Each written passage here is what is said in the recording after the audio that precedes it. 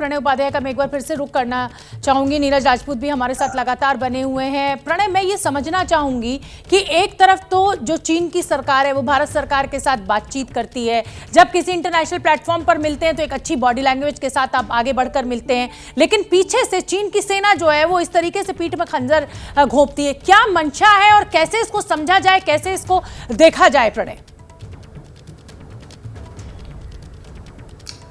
देखिए, बीते कई समय से ये चीज देखने को मिल रही है शोभना कि चीन की सेना जो है वो बॉर्डर के ऊपर लाइन ऑफ एक्चुअल कंट्रोल जो है, वास्तविक नियंत्रण रेखा, उसके ऊपर एक असर्शन दिखाने की कोशिश कर रही है। एक दादागिरी का मंजर जो है वो देखने को मिल रहा है। और दूसरी तरफ से भारत ये स्पष्ट कर चुका है, अगर आप बीते 7-8 साल 10 साल का पूरा कालखंड देखें तो भारत की सेना ने ये स्पष्ट कर दिया है कि वो किसी तरीके से कंसीड नहीं करेगी और चीन अगर गुस्ताखी करता है तो उसको उसका माकूल जवाब दिया जाएगा। गलवान की घाटी में भी जो हुआ उसमें भी ये साफ नजर आता है और हाल की जो घटना है उसमें भी ये चीज नजर आती है कि भारतीय सेना की तरफ से जवाबी कार्रवाई भी जरूर की गई इस पूरे मामले के अंदर। लेकिन सवाल इस चीज को लेकर, जिसका जिक्र कर्नल दानवीर भी कर रहे थे, कि मामला हाथ से बाहर ना जाए, एस्केलेट ना हो, इसका भी माकूल ध्यान रखा जा रहा है। लेकिन चीन का जहां तक सवाल है, चीन की सेना और चीन का राजनीतिक नेतृत्व अलग अलग नहीं है। चीन के जो राष्ट्रपति हैं वो सेंट्रल मिलिट्री कमीशन के भी चीफ हैं, तो इसलिए वहां पर इस तरीके का कोई सेग्रीगेशन नहीं किया जा सकता। और किसी भी देश की सेना अगर करती है तो सरकार उससे अपने आप को अलग नहीं कर सकती। सरकार और सेना एक ही चीज होती है। लेकिन यह निश्चित रूप से एक बड़ा सवाल है कि चीन अगर इस तरीके से बॉर्डर के ऊपर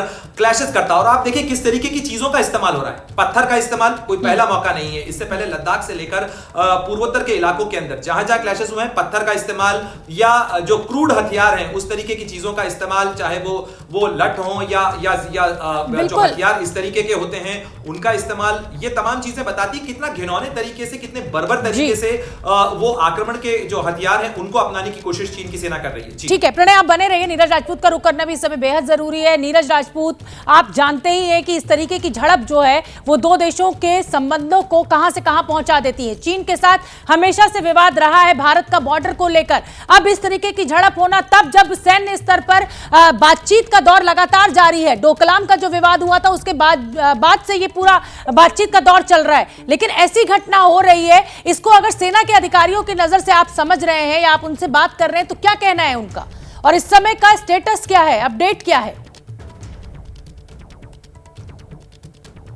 नीरज से मेरा संपर्क टूट गया है। प्रणय, मैं इसी सवाल का छोटा सा जवाब आपसे चाहूंगी, हो सकता है आप सेना के अधिकारियों के संपर्क में हो। ये इस तरीके की जो घटना हो रही है, आप समझ सकते हैं दोनों देशों के बीच पहले से तनाव और अब इस तरीके की झड़प, मतलब एकदम जिसे कहें कि करेला और वो भी नीम चढ़ा। निश्चित रूप से मामला जरूर गंभीर है शोभना। और सबसे पहले मैं आपको अपडेट दे दूं कि इस समय बताया जा रहा है कि भारतीय सेना के करीब 30 से ज्यादा सैनिक घायल हैं और ये निश्चित रूप से पूरे देश के लिए चिंता का सबब है। हालांकि कोई भी घायल बहुत गंभीर स्थिति में नहीं है, उनका इलाज जो प्राथमिक इलाज था वो जरूर दे दिया गया। लेकिन भारतीय सेना के 30 सैनिकों का घायल होना ही अपने आप में भारत के लिए बहुत बड़ी बात है, बहुत गंभीर बात है। और चीन के भी तरफ भी जो जवाबी कार्रवाई की गई उसके अंदर चीन के भी बहुत सैनिक। क्या मजबूरी है मेरी, बताइए। मैं अभी आपको बताती हूँ कि मैंने ओए होए होए होए नमकीन के चटकारे लेते हुए टकटकी मार के डिबेट शो को पॉज रिपीट कर करके देख रहे हैं जोगिंदर जी। इनकी तरह आप भी देखें अपनी फेवरेट डिबेट्स को रिपीट कर और डाउनलोड कीजिए एबीपी लाइव ऐप अपने स्मार्ट टीवी पर।